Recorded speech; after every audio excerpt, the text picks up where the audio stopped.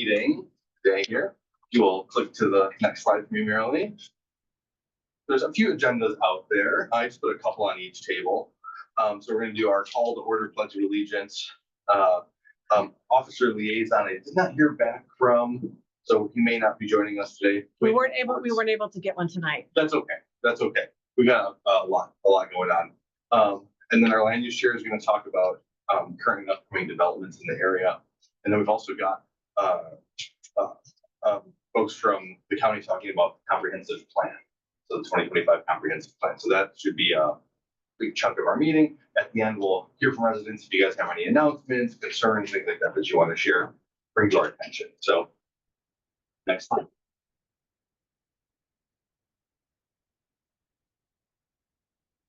Okay, so I'm spacing on the call to order. It's been forever. Do we need to get a motion? We call the meeting to order.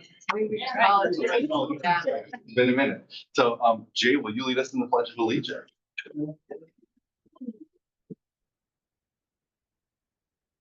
I pledge allegiance to the flag of the United States of America and to the republic for which it stands, one nation, under God, indivisible, with liberty and justice for all. Thank you so much.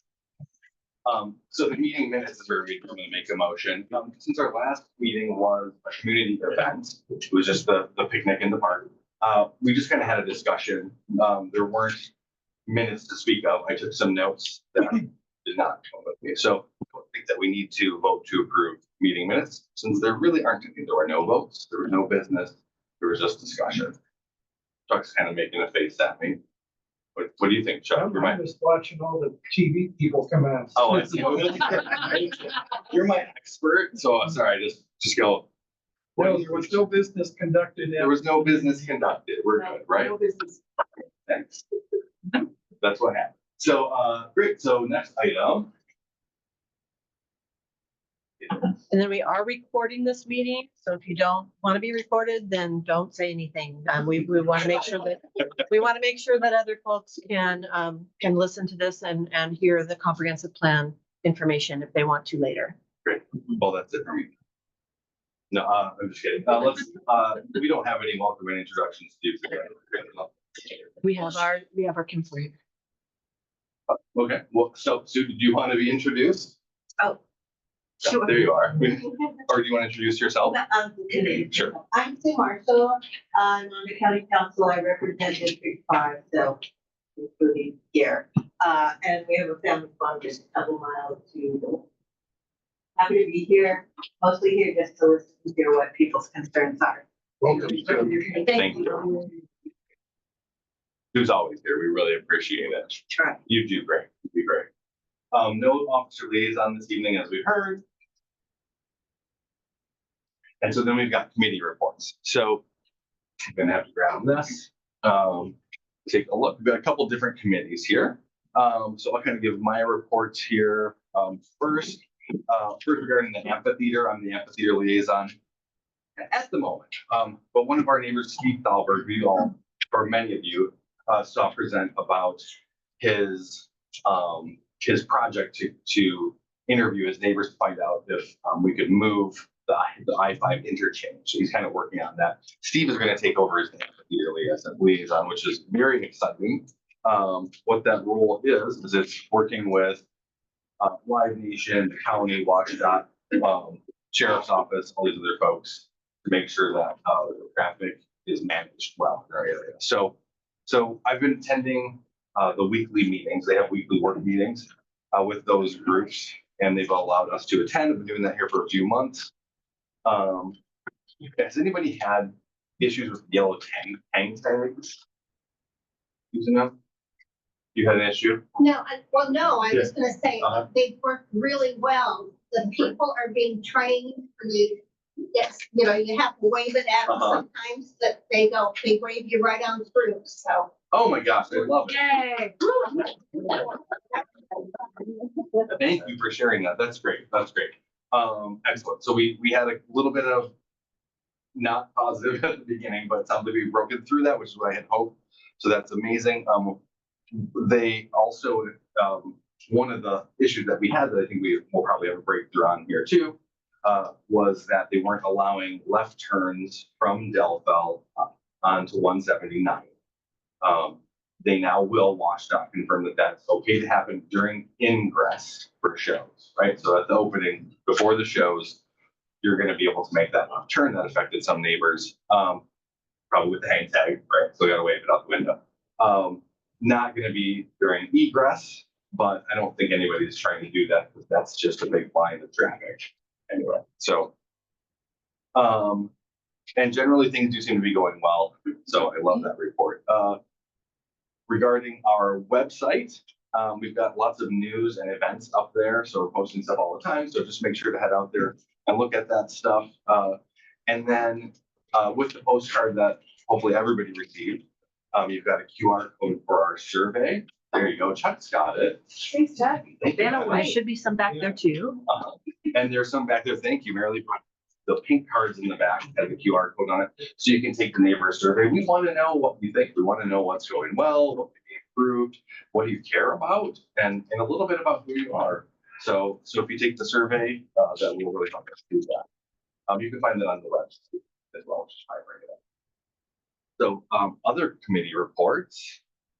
Jessica? Sure. Oh, if you'd move one Since more. we do have some new folks, Go I ahead. mean, maybe we should, Mr. President, Andrew's our president, right, for the new folks that maybe haven't met us yet.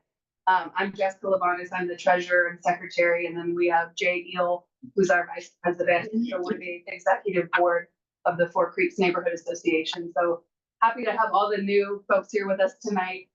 For our treasurer's report, we haven't had any activity since our last meeting, but our account balance is at $326.16.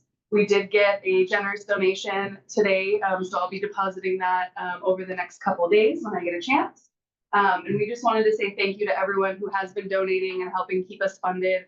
The funds go towards our website and other activities that we do to keep our neighborhood association running.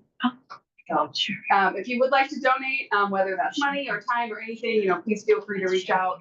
We love volunteers. We love any sort of donation like that. So thank you. Excellent. And then what's the next one? Bob, transportation. Would you like to give a report, committee report on transportation? There's not a lot going on other than the 179th. 350 is going to be closed this weekend. And there's a sewer project. And then of course, there are all the projects that we aren't really apprised of that are going on in City of Battleground. They're still doing quite an extensive upgrade of the road system. So other than that, nothing new. There has been one lane traffic on 134th for a sewer project. And it looks like that's pretty much completed. So basically, we've just got our two little shutdowns on 179. Unfortunately, both contractors are working on Saturday, and that's not going to be very good for the people who depend on the weekend to get their chores done. So anyway, that's it. The border on that, so it's 179th, and then it begins at 29th, right? To 50th. That's what I thought. So yeah, 50th. So I'm sure by now, if you live in that area, you know, and I suppose if you drive, you may also know if you're in that area. Looks like we do have a sheriff liaison. Sheriff Horst Actually, here. those are sure. Hi. Hi. Do you want to? Are you just here to hang out, or you want to give us a report? If you don't mind me coming up, just No. You can feel free to introduce yourself and. I want to apologize for being late. I thought it was at a different location, but I would have been late anyways. I was coming from another event where they were giving a donation to the Santa's Posse. So good evening. I'm John Porch, your sheriff. I know I've met some of you. I've not the first time I've talked in front of this group. I don't believe, right? Really? We've been here before. Yes, there you go. I like that. I'm recognizing everybody. And I don't remember really if I was on. I want to be respectful of your guys' agenda. So would you like me to go? We had 5 minutes dedicated for a sheriff's officer liaison to speak. I would be the liaison. Yeah. So I love coming out. I love to coming out as many neighborhood associations homeowner association events that I can. So if you didn't know, we did get cowboy hats. Yeah. This is not mine. I gave mine up in an auction on Saturday. At the last minute, I handed it off to the auctioneer. I said, "Hey, see if you can get a couple $100." And it went for $5,000. Okay. So a good cause. So I went into one of my chief's office who was on vacation. And I grabbed his and said, "I need to wear yours." So, quick, brief update where we're at with a few things. I'll just talk about some staffing and then I'll take a few questions. I'm going to be real brief. So we are having people want to be police officers again. That's great. Okay. We're hiring left and right. Great. Our academy is filled. We have our second academy class taking place. We have 10 Clark County deputies there, 6 Vancouver police officers, and then there's some other local ones, Ridgefield, Washougal, Camas. And then we're already hiring for the next one, this will graduate October 29th. And the third one will start November 12th. So this is a big deal. I don't know if I talked about it before, but we've been waiting for our police academy down here since I started 35 years ago. So it's great to have regional academies because people can go and then go home at night and spend with their families. Because a lot of people won't apply because they have to be gone for 5 months. And that's hard when you have kids, right? Or, teenage kids and stuff. So any kid, I guess. Even when they get older, I find out they can still be problems. So that's great news. Right now, one of the things that I'm working on, some of you may know or not know, we are very understaffed in the Clark County Sheriff's Office. We're the lowest staffed agency in the state. And we've been that way a long time, and each year it gets worse. And each sheriff that I've worked under, Frank Kanakoa, Gary Lucas, Chuck Atkins, have gone to the council and said, we need help. We have to make this a priority.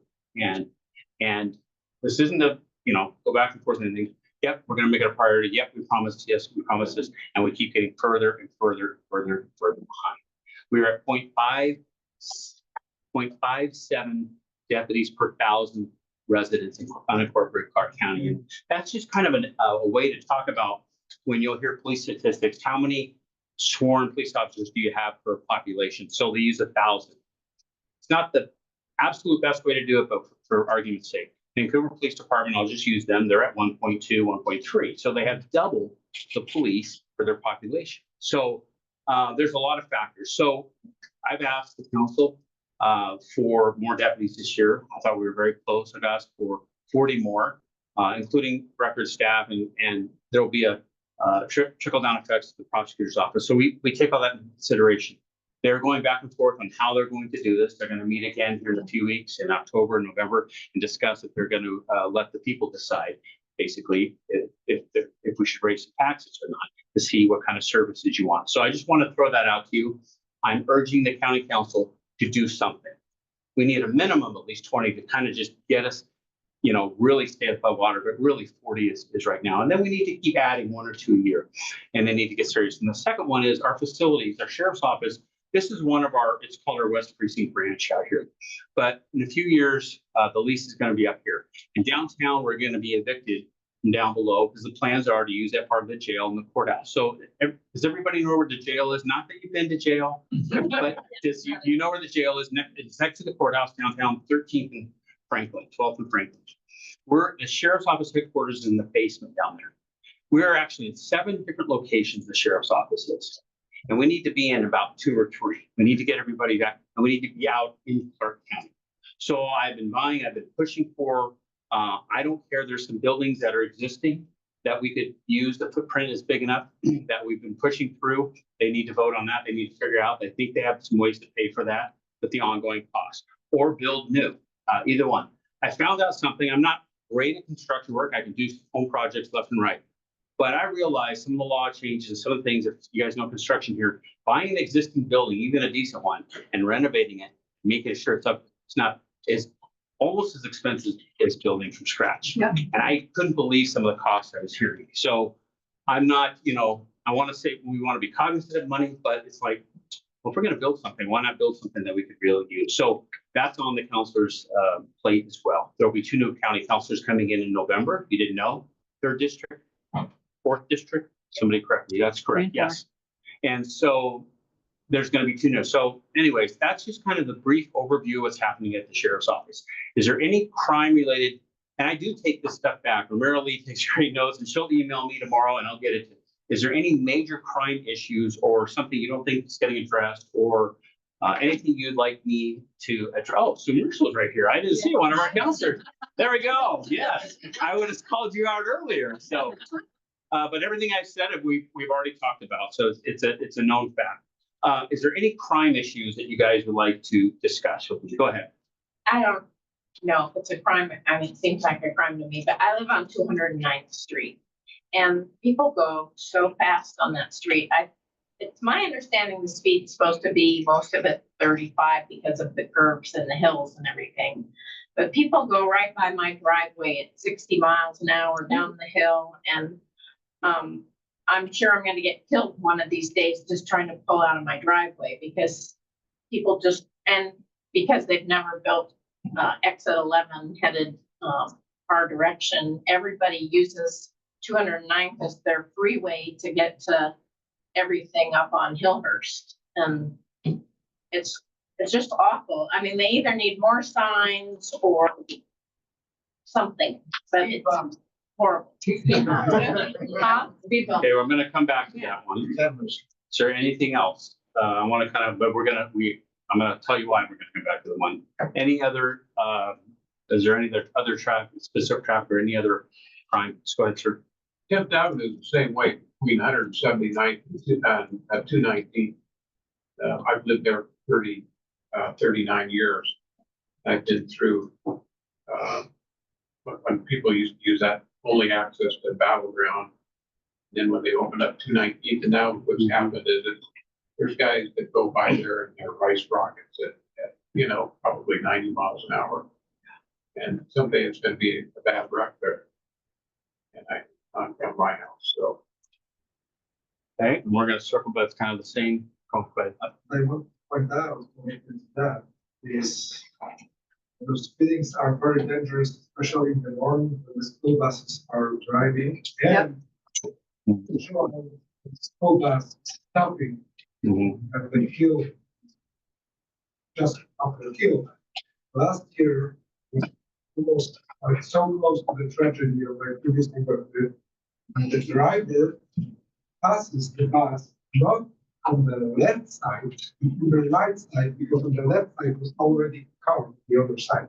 So you see, the bus stopped and he used the worst shortcut. Like my wife grabbed her kiddo and one other, and that saves 2 people's lives. And that saves my life. This year. So the first three, Something like that. yeah, And the problem is that there is no signs before bus stops. And those companies, even if you call them and say, hey, we've got today, just use that and short that corner, just to block that capability of the person going after you. And they are not doing that. So there are two things to happen at the same time. What can we easily avoid? I know that the bumps won't stop the cars for sure, but I don't know. It's a lot of neighborhoods here are built like that, and I think that's not fair. Training those drivers either or putting the signs, something needs to be done because sooner or later that gap, like some of the guys won't have any like it has before here. I'm seeing a trend. yeah. So would you like to address the I'm trend? going to address. You have a it. raised hand. I want to, online, Yes. go ahead online, and then we'll just have a couple Mike, minutes. Mike K has a raised hand. Yeah. Mike K, you want to go ahead?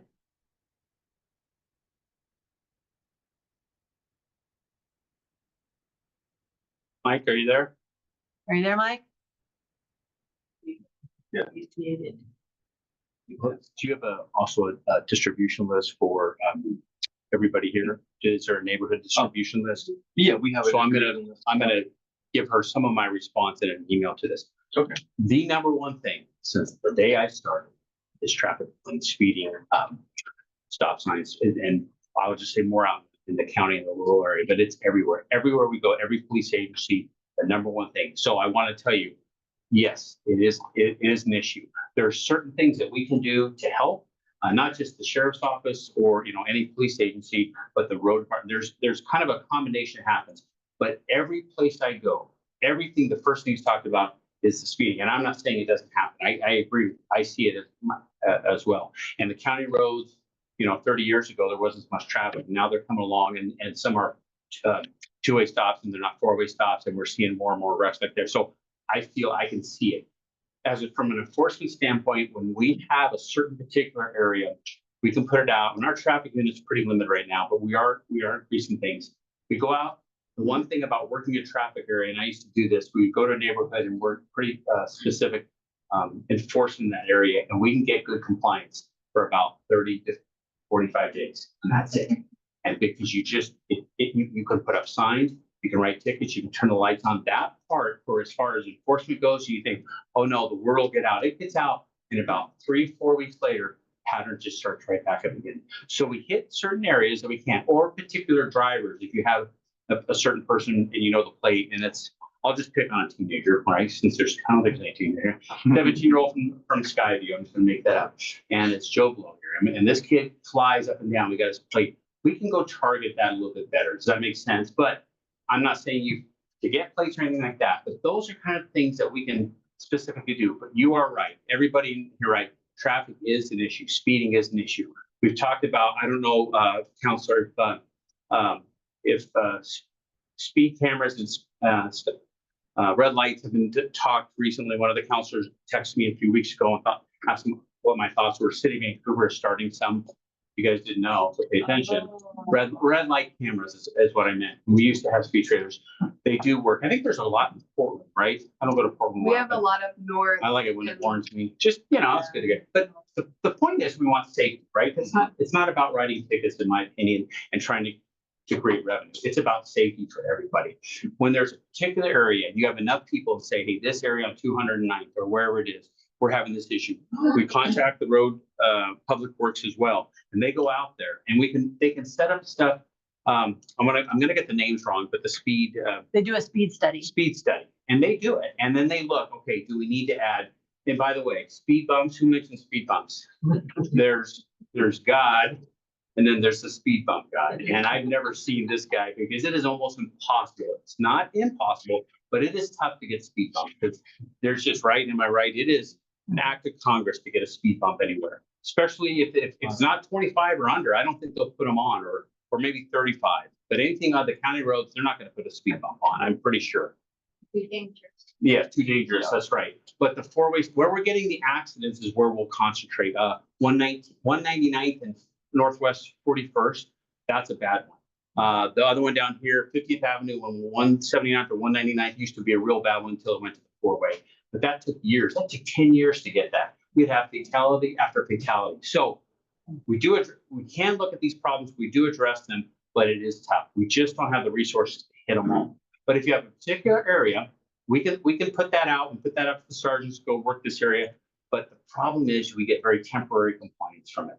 So signs, I don't know. I don't know if they make a difference or not to some people if you put up or they lower it a bit. I don't know if people will listen to that or not. So I know it's me and If Nancy. there were more signs, because people see the sign for 35 and it goes like this on the sign, but then there's not another one going that direction at all, even though the road's still windy and hilly and everything. And I couldn't tell you how people, I go with the road conditions and I go with, oh, I see a curve. I'm paying attention, right? I hope most people are doing that, but they're not. Number one, 4 times more likely to be in a wreck than alcohol is the texting on it. That's the number one thing. My wife got rear-ended, totaled our car. Girl admitted, I was texting, bam, hit her at a red light. And so that's the number one thing. Go ahead, Chuck. So, as you know, I'm Public Works Director in Ridgefield, and we're deploying these speed reader signs. There's a speed limit sign, and under it, your speed is. Yeah. They actually have some effect. I mean, there's a lot of people try to see if they go 88 miles an hour. We put them out. We have 2.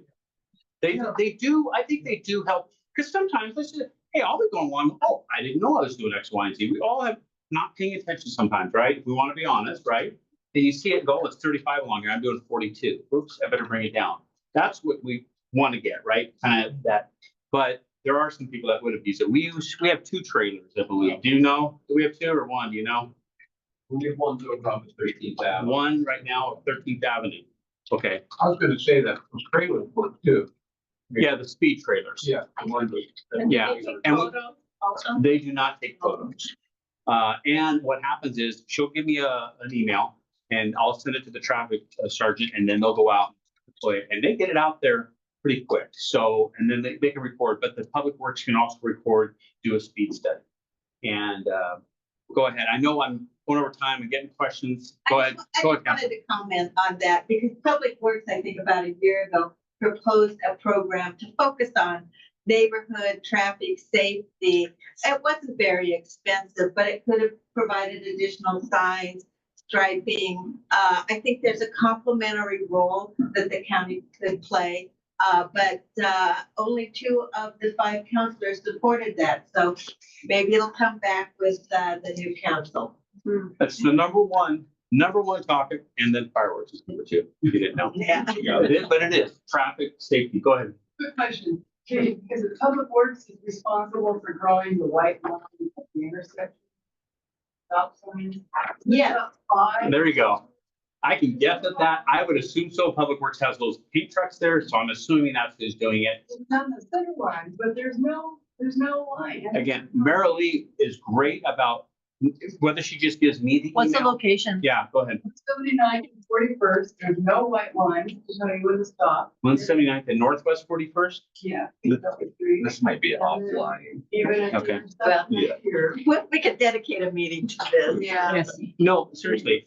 And then I can send an email or we I've can got get. that one down and come to me after the meeting and I'll get the We other one actually down. we actually get out to these and see them. The Public Works does as well, because they get back with me as well. But it is tough. I just want to be honest with you. It is tough because there's so many that come in, but we do go look at them and we try to get better. All right. I know I've taken your time. I apologize. Thank you. So appreciate it. All right. Good night, everyone. Thank you. Heidi's next. Maybe you're up. You're gonna talk to us about land use. Land use, yeah. Something that's in the next thing too. This is the whole thing. It's the whole thing. Yep. Hi, I'm Heidi Kozo. I'm gonna talk about land use. The way I put the slides together is, I'll go through maps. So if you can flip 2 more. But I put a lot of information in here, so we'll post the slides afterwards. So you can go and look at all of the details of each of the projects as well as what the language means. So we wanted to update you on all the different land use activity that's going on because there's a lot in our neighborhood. So I'm just gonna go through each one, starting with Mount Vista Logistics. And that is going to either be a, excuse me, so that one is a pre-app. I apologize. Let me just start from the street. Beers PUD.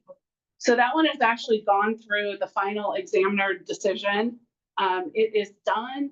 It is 44.87 acres going into 84 single-family residential lots.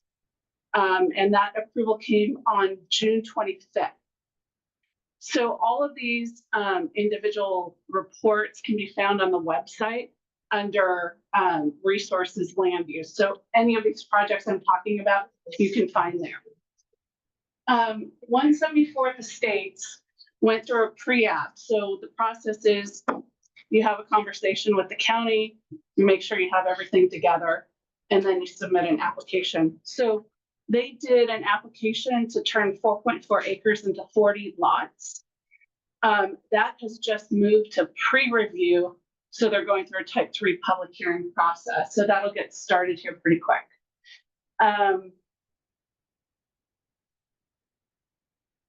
Cozy Manor also has a pre-app final report. It hasn't moved to the next step in the process. That's 46 single-family detached lots on 14 acres. Across the street is Mill Creek Terrace. So that one also had a final examiner report. So it's gone through the whole process. That's 111 single-family lots on 16.59 acres. So that one was approved on August 22nd. I'll mention this development. Marilee and I were talking. We know how many units get approved through land use, but we don't know when they go through permitting, how many units are permitted and how many are completed, sold, occupied. So we're trying to figure out how to get that information.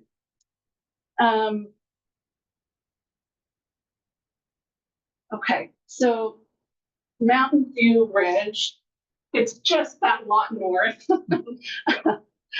So that one is an upcoming hearing. So they're gonna subdivide into 20 acres into 72 family residential lots. The hearing is on November 21st, and they'll take written testimony through November 29th. So you can look at the whole package. It shows the layout and what they're looking for if you want to provide any commentary. The Ridgefield 5 through 8 school, that one is also coming up for a hearing. They're gonna put the middle school on 14.95 acres. The entryway is like right there.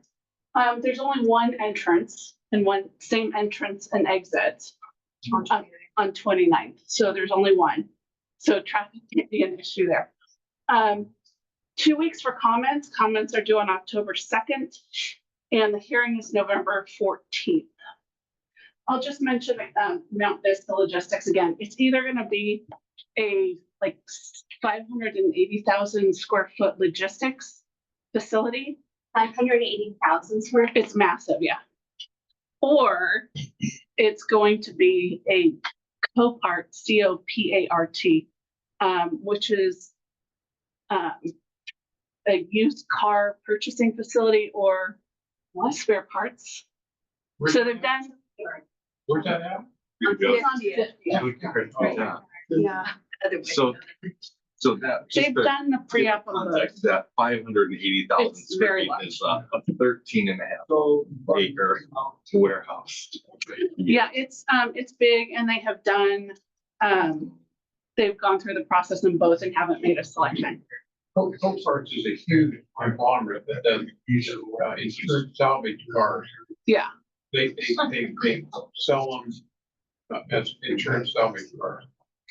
so they've done the process to do either one of a logistics or the Copart. So we don't know which they're gonna choose at this point to do, or if they even move forward at all. They've just done the pre-apps. Can I ask a question? So you might not know this.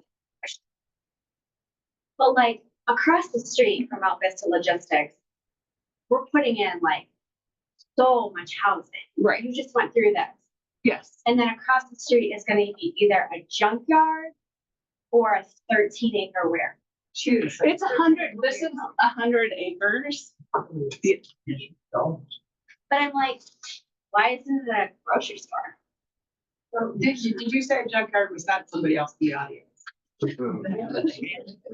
They're gonna, so it's Copart, and it's, they're gonna sell. Salvage company. Yeah. It'll be like. You can look up their website, Copart, C-O-P-A-R-T, and see. But like, I'm really confused about this planning of like, why isn't that like serving all of the housing that we're putting? Because it's probably zone industrial. What is, do you know what it's zoned? It's zoned for that type of facility because of the lot size when you look at it. And that's right outside the urban growth boundary too, right? Since isn't 50th? Yeah, Boundary they line. kind of pulled it in. It was part of the urban. Oh. holding. Oh, I see. Because it's grayed out. Right. Right, yeah. But this is where planning makes no sense in our neighborhood because Absolutely. you're doing all of this housing and then you're not increasing the livability. Why would you want to buy a house across the street from a warehouse? You don't facility. That's where this house. So Marilee, is These that are- something Jose can answer when he comes out? That's more of Well, he could answer the zoning question of the comp plan zoning, because that's what they're working on right now. So that might be, he might be able to address a piece of that. Yeah, we can talk to that. And I'll say a lot of the properties in this whole area are owned by developers, so they haven't started moving yet, but you can see how they're gonna go forward at some point. This one here, Southbridge Central, is, they don't have the building footprints for the apartments, but it would be here. It would be another set of apartment buildings. So they went through pre-app, but they haven't. Let me make sure I get this one right. They went through. They got their type 2 approval. They just haven't started construction. 2 lots over 3 Creeks East, they went through a pre-app for 67 single-family detached homes on 10 acres. So that hasn't started. And then 3 Creeks North, that went through final examiner decision on May 25th, 2023. 168 townhomes, 2 duplexes, 3 single-family lots. And I talked to the developer a couple months ago. They think they'll start building it next year. And then Dickies, so the 170 spaces, this is the RV park that's open now. They got approval for 137 more, but I don't think they've started on that yet.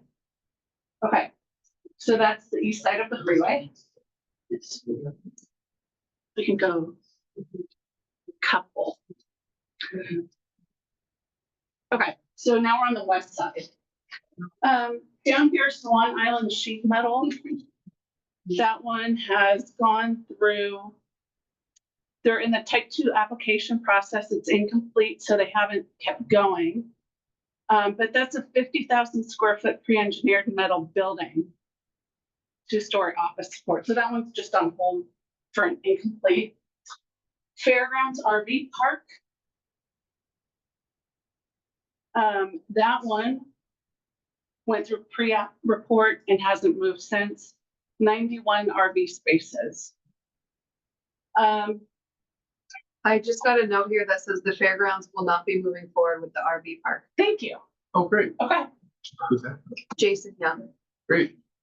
This development, again, I drove through yesterday. It's nearing completion of building out, but we don't know how many. From here, Horton, like 5 houses left. Okay. The rest of the developers has problems with, like, I bought from here. Okay. They are too expensive now, so they are struggling and waiting until they are Horton. So now everything, basically. Yeah. Then Good news. The first part that you got, just 179, it's, I would judge like 40% done only. But the second part is almost done. Yeah, it's nearing fast. And right below that is the Highlands at Whipple Creek. They've got the roads in, but I wasn't able to. They make landscaping currently, roads, and it looks like they are ready to build.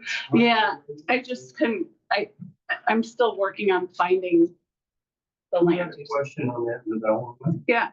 If you look at the picture there, the two little spots on the left that they set up a little bit, Northeast. northeast corner. Northeast corner, okay, right. Okay. The developer split them off. He owns them. And he split those two little lots off so he doesn't have to do the enhanced 11 that the sidewalks are in. Oh, Is okay. there a reason the county would approve that? Were they existing? What? Were they existing lots? No, he bought all of that together and he's split them. Yeah, they deal with like existing lots. So now you're You'd have to look at the reports from the planner when the Yeah. planner reviewed it. So there's some older ones that aren't on our website that I'm still working on getting. Marilee and I have been having fun just trying to figure out how to bring all the data together to show you. So it's still a work in progress. The one lot there was on the 20 acres. Yeah. They have the Iceland ponies, Okay. and but they separated that off. And I'm just curious why we aren't doing the updates. Hmm. Can you put a note on that and I'll follow up? Yeah. And then the last being built out on this side, and again, still working because this is historic, is Trails at Whipple Creek. I think that has like 43 or 48 units that are being built. That looks like it's outside the growth boundary, is that correct? That's why there's such big lots, the trails, right? It's the way it's colored, it looks like it's into me. It's 48 acres, 48 homes on 24 acres, but they're about quarter-acre lots with some open But it's space. not opening. Yeah, it's so weird because this is outside, but see, it's that yellow color that usually means it's inside. White. It's zoned for half-acre lots and it's within the urban growth boundary. Is that one of the guys? That's Thank Jose. you. Okay, Thanks, Jose. thank you, Jose. Jose was nice enough to email me info today. Okay, so let's go to the next slide. One more, there we go. Just gonna quick comment on the RV park at Fairgrounds that Jason Young said isn't moving ahead. I just want to let folks know, Jason Young is the general manager of Okay, Clark County Fairgrounds, so that is Awesome. definitely, that's done. Okay. I want to make that clear. If that wasn't hearsay then. One question on the last slide. So on 179 and 11, Uh-huh. where they just took out the old house and moved all the horses and they've leveled it. What's going there? 179th and, oh, I know, Nye Ranch. I looked it up on GIS and I don't see anything there and it's outside of the boundary, so I haven't seen anything come through land use on it. Okay, yeah, I mean, that's kind of what it was. Okay, so this is kind of along the freeway, just the way this section is zoned is light, most of it's light industrial, so up towards the top is Silver Star 4 site plan, 30,000 square foot warehouse that just popped up for pre-review. Yeah. It's right up at the top on 10. On 10, Yeah. where's it at? It's like 186-ish. Close to. Yeah, 186 thereabouts. This one, Jackson, was on hold for type 2 process. And it just flipped back to in review. 29,000 square foot warehouse. I don't have a lot of details on that one, so we'll watch it going forward. Clark County self-storage, that's type 2 is on hold. And then like right here on the other side of the freeway, a final report was issued for pre-app report for U-Haul and Ridgefield for a new development to include self-storage, truck trailer, sharing or leasing and related sales. That one is also on hold. What's that? Is that 184th? So this one's on Delville. Right, below Oh. Grove Street. It's 189. 189. 189. So the U-Haul is here. So that'll be 184th then actually is Yeah. what that would be. So It's in between. Okay, I just have one more. It's the last. C-Tran. So C-Tran's putting in a vine line from the waterfront up to WSU. So this is the route. It'll go along 99th, go up to WSU into the Salmon Creek Park and Ride. And I think Andrew and Marilee may be working on getting them in to talk about this at the next meeting. So that's going to take several years, but that process has started with the pre-app. So that's all I have. Like I said, all of these. Thank you, Heidi. That was a lot of Yeah. work. It's always been really wonderful. Thank you so much. We've been wanting that for a long time. Yeah, that was a ton of, Amazing. that's a ton of, Amazing. really appreciate it. Yep, so 2025 comp plan updates, we've got, Jose and Oliver here, right? Or is that who's joined us? Yes, Okay. I think Oliver's still on. Okay, great. And, I'll let them, introduce themselves, and I don't know if you can give them access to run the presentation, or how you want to do it. Oh, yeah, I can do that. Jose, or do you want to run the slides, or does Oliver want to run the slides, or you want me to just click ahead on them? Either way is fine. I can make you the co-host. All right, you have the power, or you can have me do it, either way. Okay, thank you. Okay, good evening, everyone.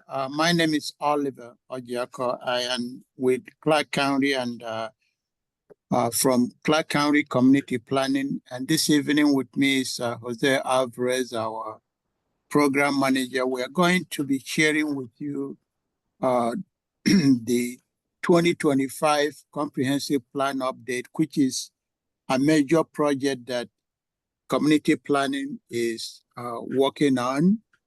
And often there appear to be some, I won't say confusion, but a distinction between community planning and community development.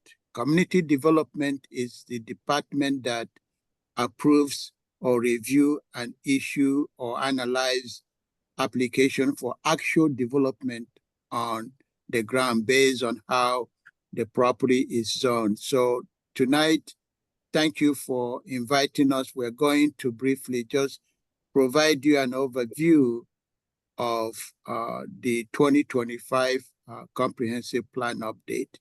Next slide, please.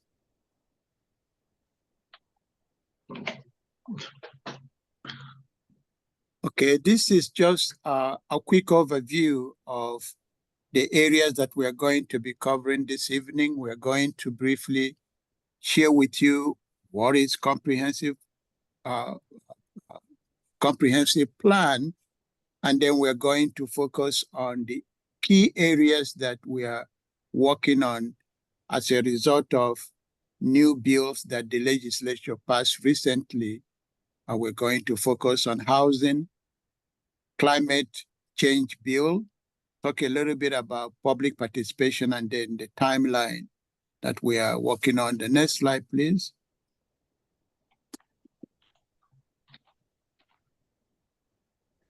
This slide here just generally provides us with an overview of the county comprehensive plan. Some of you, I would say, are here when the original plan was adopted in '94.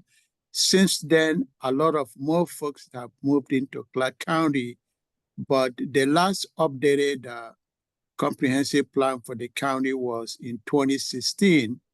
And what is the comprehensive plan? It's a long-range policy guide to manage growth and development over a 20-year period.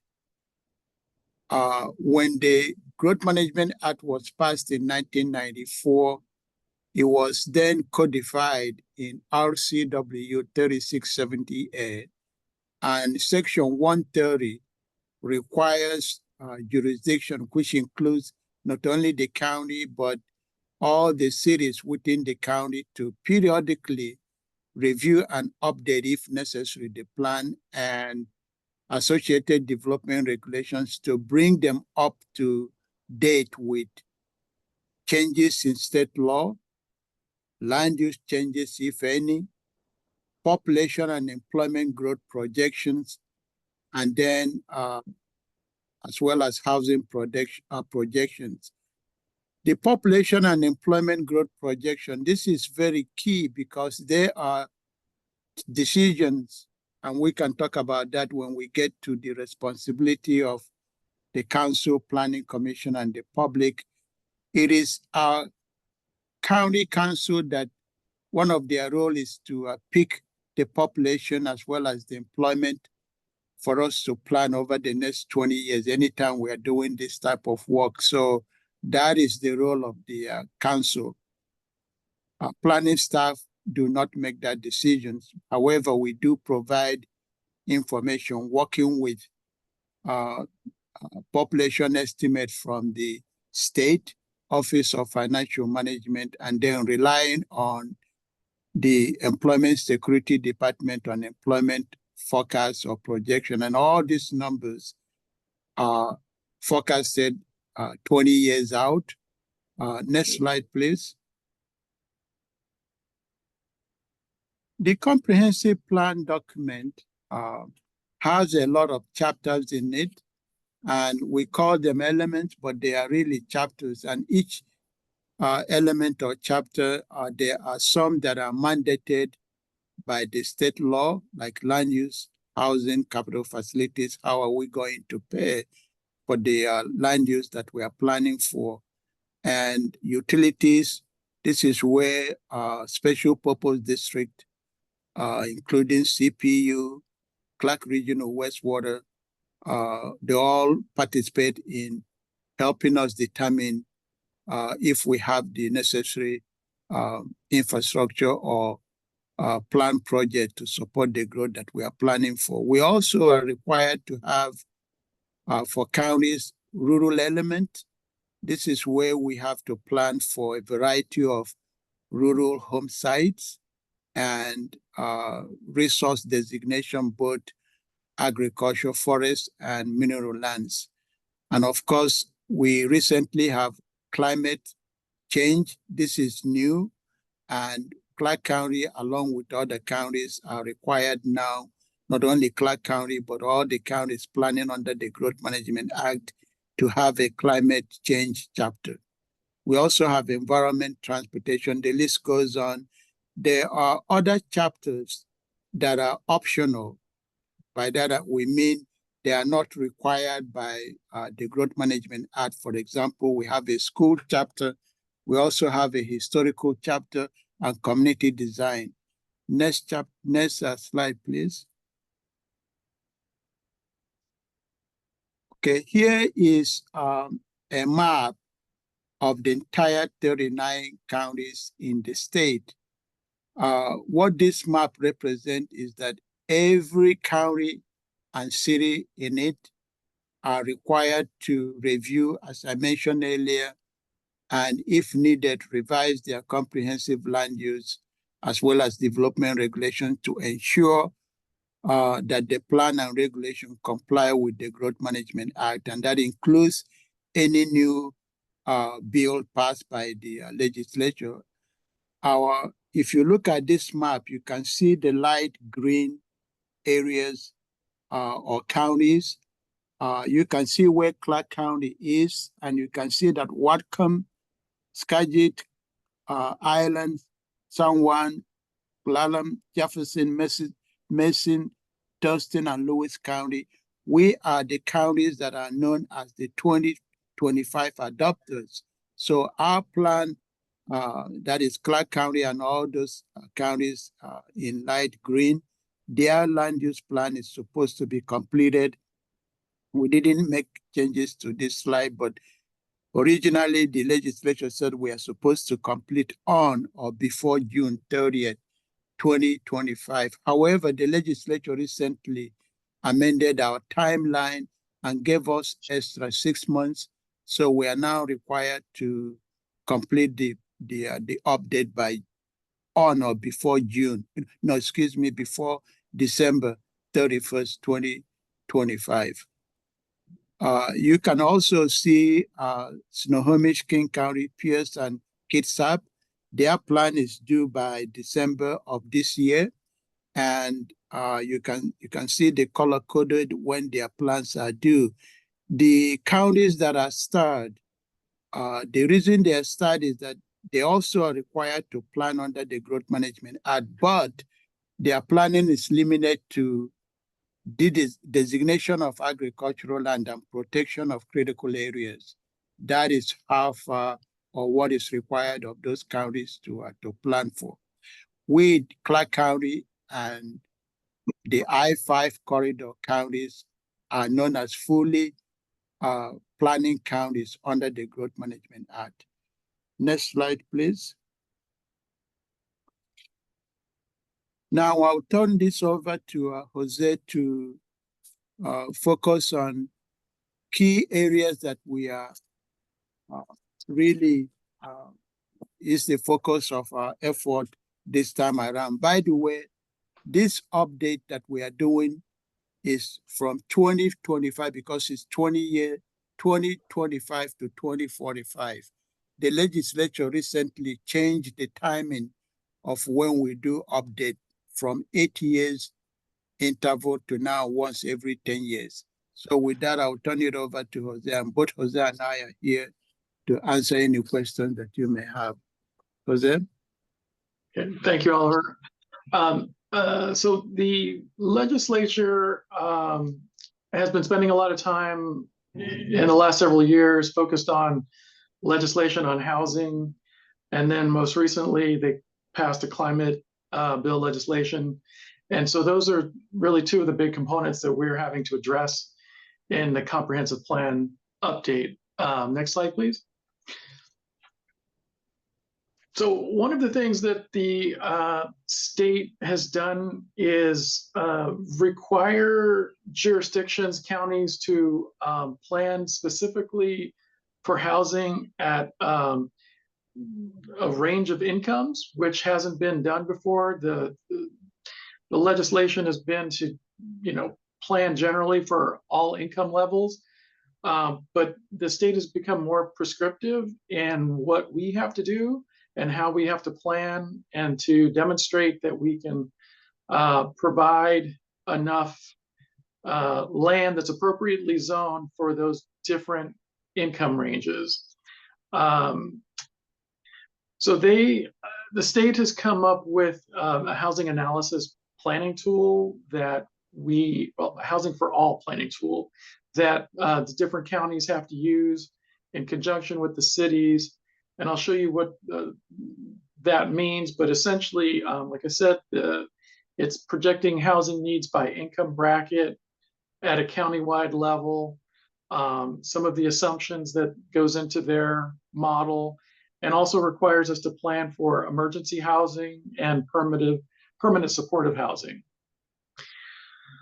Next slide. So this is the tool that the state has come up with for sort of setting the groundwork for the counties to use.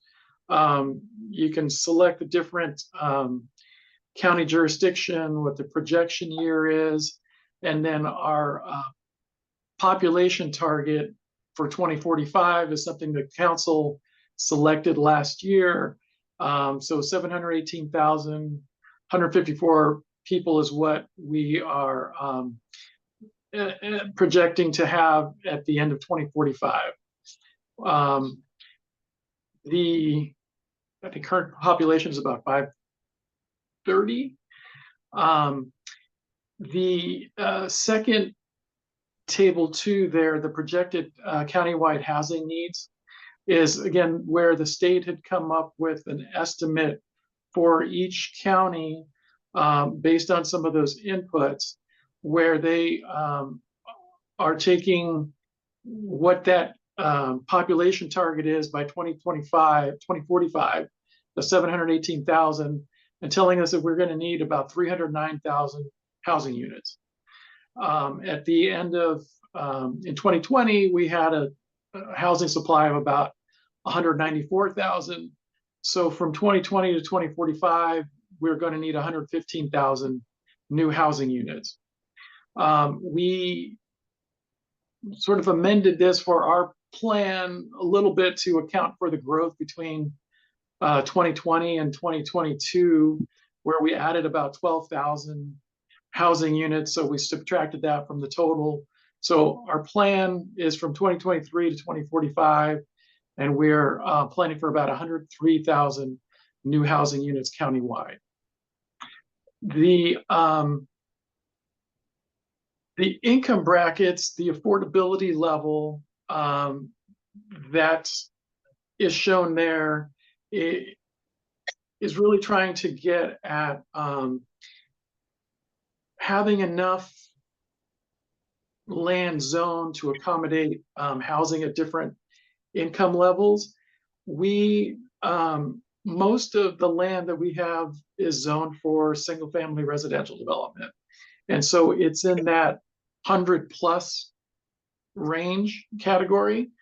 And you can see there that there's not, you know, we don't need a lot of that type of housing. So most of what we need is below that, the 80 to 100%, and then below 80% income.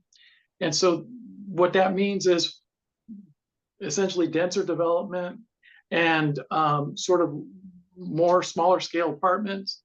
And so that's really what the focus of this update is going to be, is to try to provide a diversity of housing types to include in with the single family development that we have.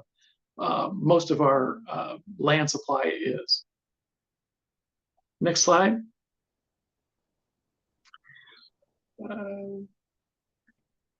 The other legislation that the legislature passed has to do with the climate element, where it requires all of these jurisdictions to include a climate element in their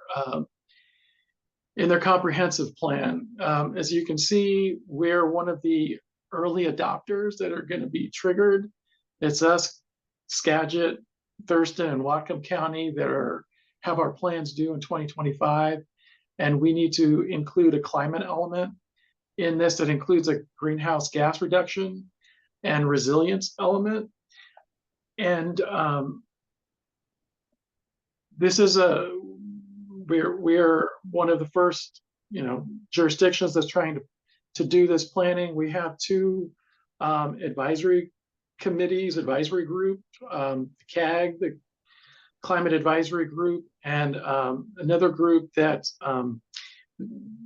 dealing with some of our local organizations, our community-based organizations, to try to do some additional outreach.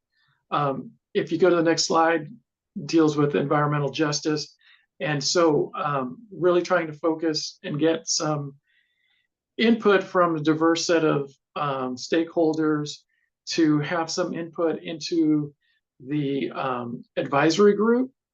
They're going to make policy recommendations to comply with the requirements of the climate element. And then those will go through our legislative process, which will be through the Planning Commission and ultimately the council to approve, and that'll go through the public hearing process.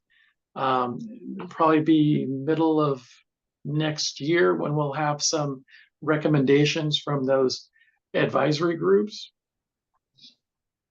There's going to be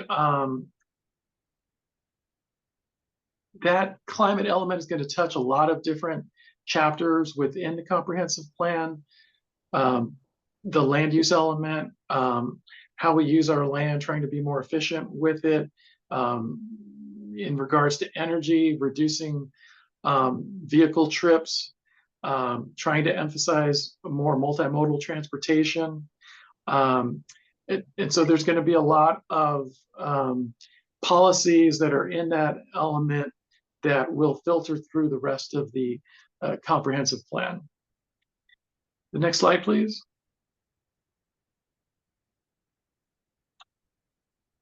One of the GMA goals is to have early and continuous public participation. As you can see, these are the goals. We've been trying to engage with the public.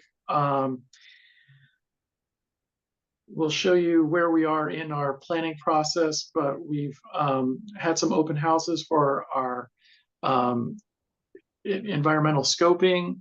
As we move through the process, we're going to be having some additional open houses when we get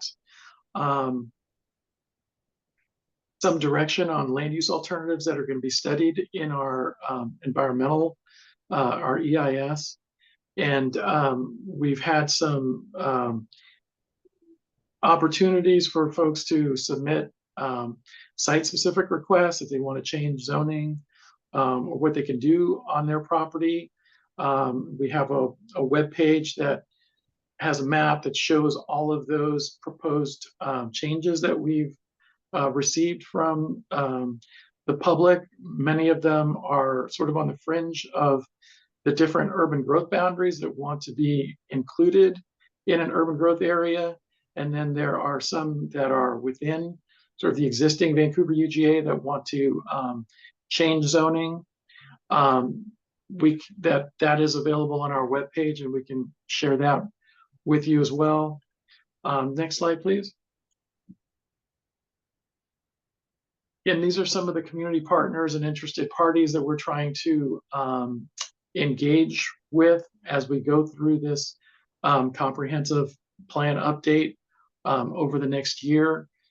We've been doing a lot of these discussions with neighborhood associations and different groups through this process, and our and the climate element. So as we go forward, we're going to try and engage the public as much as possible through this process, talking to different stakeholders and partners in the community. The next slide.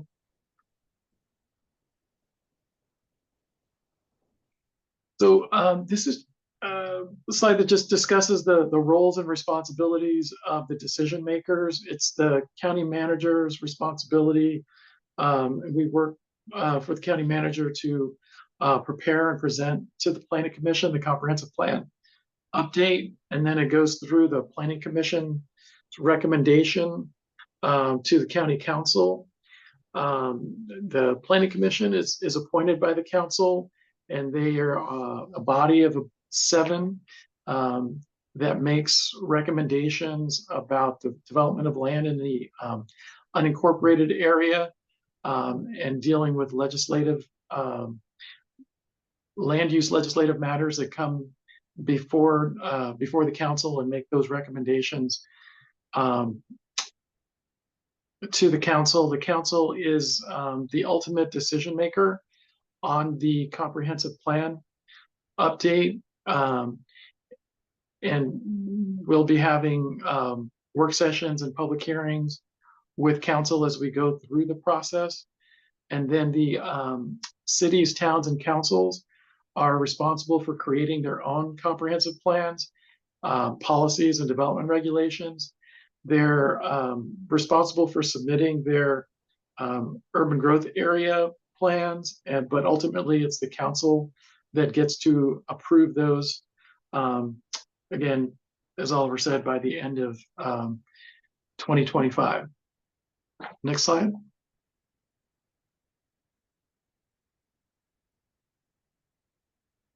So here is a slide that just has a project progress of where we are in the process. That orange box is where we are, where have gone through our population projections with the county council. They've given us the population projections, employment projections. Like I said, we are planning for about 103,000 housing units and about 88,000 new jobs to over the next 23 year period. The sort of the last major point of contact we've had with the council was how to allocate that employment and population and housing dispersed throughout the different urban growth areas and cities as we move forward. So we did that, I think, earlier in the spring of 2024. The jurisdictions are working on coming up with their plans for how to accommodate that growth that they were assigned, and we'll be having some work sessions with council in the next month or so about those proposals. And then we'll be going to open house to get some feedback on that to include in our environmental impact statement. So again, we're at the point where we're looking at the reviewing the growth alternatives to study as part of the environmental assessment. Next slide. And if you have any questions, we're here to have the. I have try a to answer. question. Heidi. Go ahead. For the median income, I know you can't project to 2045 at this point, but what are you using as a reference point right now when you think about median income for housing levels? Let's see. I think the way that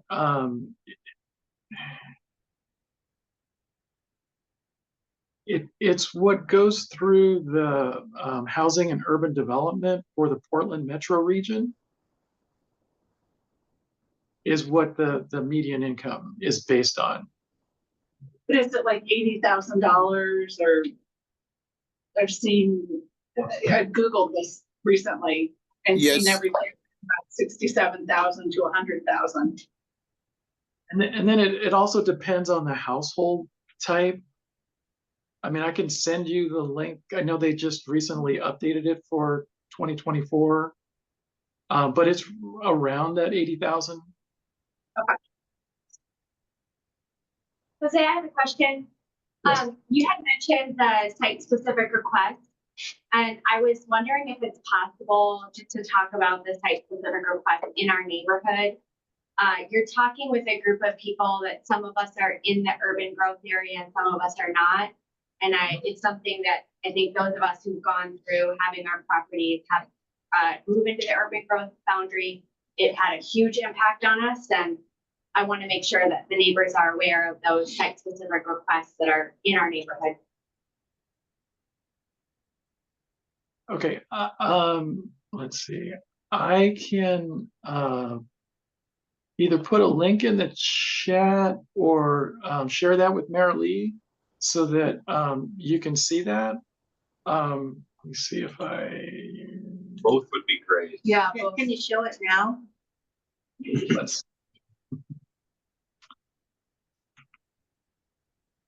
All right.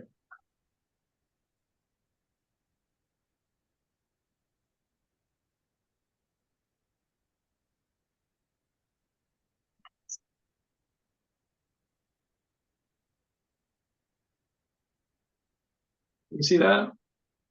Yep. Yep.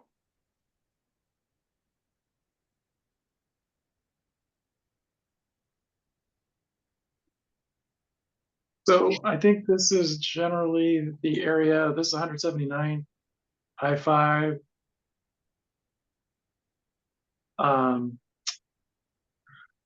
So the green dots, so if you go on this, you can click on the link and it'll tell you what the request is. So this is a request to rezone the parcel from mixed use to business park on,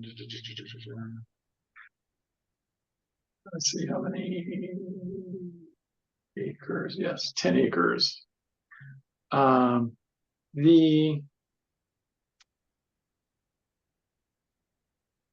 Another one to change the zoning from light industrial to general commercial. I think some of these are changing the zoning from mixed use or from R110 to R16. Same there. That means it would be higher density. Yeah. Jose, Yes. can you look at the ones that are asking to be added to the urban growth boundary? Okay.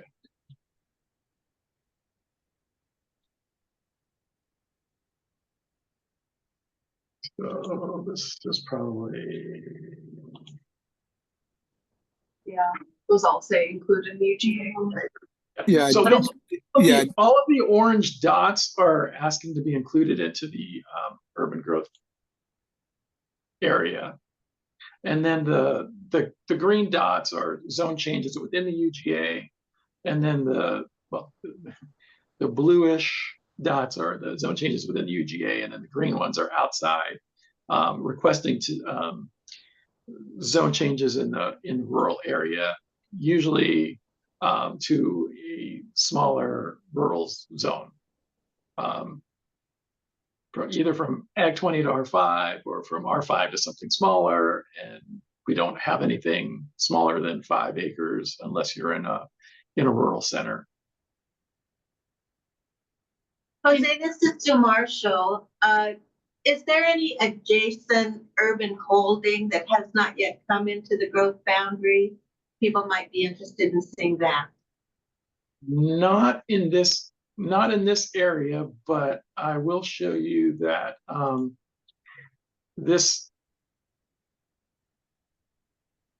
what is here is an urban reserve overlay. So those the black diagonal lines are areas that from previous planning we've identified as areas that we could potentially expand to if we needed to expand urban growth boundaries. And so when we're doing our sort of update of the plan and trying to accommodate growth, we're trying to look first within the existing urban growth boundary to see if we can adjust density and whatever zone changes we need to accommodate the growth within the urban growth area. That's the direction we get from the state. And if we aren't able to do that, we are supposed to look at our urban reserve areas. And then if we still can't satisfy the expansion, we can look outside of those urban reserve areas. And then lastly, the last resort is to look at resource land. So that's property that's zoned ag or forest. So, Jose, you were talking earlier about planning for a median income 80% and below, and doing that through increased density and smaller apartment size and so forth. As part of this process, are you rezoning again to make small? We've got a lot of area that hasn't been developed up here. Are you looking to rezone to get increased density beyond what we're already seeing in the new developments? Possibly. So there a couple of things are going on. We recently did updated our single family residential zones to allow for increases in density, where pretty much in any single family zone, R15 through R175, you can get down to a 2,000 square foot lot as like townhouses. We allow for multiple ADUs on a lot. We allow duplexes, triplexes, and quadplexes in those zones. So one of the things that we need to do is update our density in our urban medium and urban high zones, because there's a overlap now that we've expanded what you can do in those low density single family zones. So we need to ramp up the urban medium and urban high. I think right now we have with that 2,000 square foot lot, you can get up to like 21.5 units per acre in those zones. And our urban medium zones start at R12, so it's 8 to 12 units. And so we need to step up those, the next scale of those zones. So that's one thing that we're proposing to do as part of the update. And then we're trying to focus on some areas where we have, where they showed the line going up, the high capacity BRT line that's going up Highway 99 to right. We allow housing in that corridor now where there's commercial, but I think we need to increase the floor of the density that's allowed there. In much of that area, there's no maximum density. With that high capacity transit, the state is allowing or even requiring that you can have less parking requirements in those areas. So we're trying to concentrate where we have transit. So the Highway 99, some of Hazeldale Avenue, but also looking at some areas where where there is vacant land. And so there may be some increases in zoning in those areas. I think what would be in your area probably be going from maybe R120 to R175. And I think there's some mixed use in that area. And so that right now starts with a range of density in the urban medium to urban high, which is 12 to 43 units. So that would be adjusted as we do the urban medium and urban high to a little higher. We just have on the low end. a minute left here. Sorry, Jose, don't mean to interrupt you there, but we're at 8:29. So if there's anybody that has, I think we're gonna skip the resident open house tonight. So you I can, got a quick question. Go ahead. Yep. You know, you said that you're planning on 118 new homes in your study here, and then I thought I heard that you're only planning on 88,000 new jobs. 88 jobs. That is also, this is Oliver, that is countywide. It's not particular to the Vancouver UGA. That 88,000 new job is countywide, and that has been allocated to the county unincorporated area and all our local jurisdictions, their share of that 81,000. So that is the total countywide for the next 20 years. And this gentleman had a question. I think. I just wanted to give this link. Oh yeah, I think have it in the notes, so we can. we're gonna post this presentation, which includes all of their stuff online on the website in the event, basically. So the same event that you can go to click in tonight. So anybody who's on Zoom right now might have gone there, but so you go to our website, go to events, and then go to this September 18th one. It'll be at the top, and click the details. It'll be posted in there, as long as well as the agenda and other stuff. And anything that's shared here, as well as Sheriff Porch's answers that he was going to provide, and then anything that Jose shares with us. Yep, we can look at that. We really appreciate you guys. Appreciate all your time, Oliver and Jose, and helping us out here this evening. Does anybody have any burning resident announcements? Okay, well, great. Let me just ask these guys. If folks want more information, Jose and Oliver, about what's going on here, where should they go? Let me say, first of all, I would like to thank the counselor that is joining us this evening, and also Mary Lee. Any information that the neighborhood needs, if you can channel it through Mary Lee, we will certainly provide that to you. This map that Jose is sharing with you, we can provide a link or provide that to Mary Lee so that she can pass that on to the neighborhood organization, because this map is not included in the PowerPoint presentation we shared with you.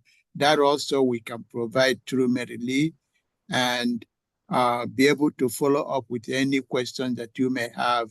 As Jose indicated, when we go out for open house, depending on the location, we will advertise that so that your neighborhood and others individual will be able to come to hear us out and provide us your take. Some of these, as you can see on this map, the site-specific requests are all over the county. And I can tell you or say that just the mere fact that someone submitted a site-specific request doesn't necessarily mean that it's going to be approved or granted. As Jose, as you can see on this map, there are so many of the site-specific requests that are inside the existing urban growth boundary. How we treat those and how we treat the one that are outside or in the rural area is something that we are beginning to review. Again, we have decisions that the council have already made. So we are going to put that into consideration in any of the requests that we are taking a look at. So I'll stop there. And again, thank you all for giving us the opportunity to visit with you. And we will extend our sincere thanks to Mary Lee and the councillor that is present tonight, and look forward to coming out and chatting with you in the future. Thanks, guys. We appreciate it. Thank you. Okay, well, I'm gonna can I get a motion to adjourn our meeting? So moved. Can I get a second? Second. Seconded. Meeting is adjourned. Thank all of you online. We will get the information out and have it on the webpage. Thanks, Jose. Sure. Do you still in the office? Oh, my goodness. Good night. Yeah.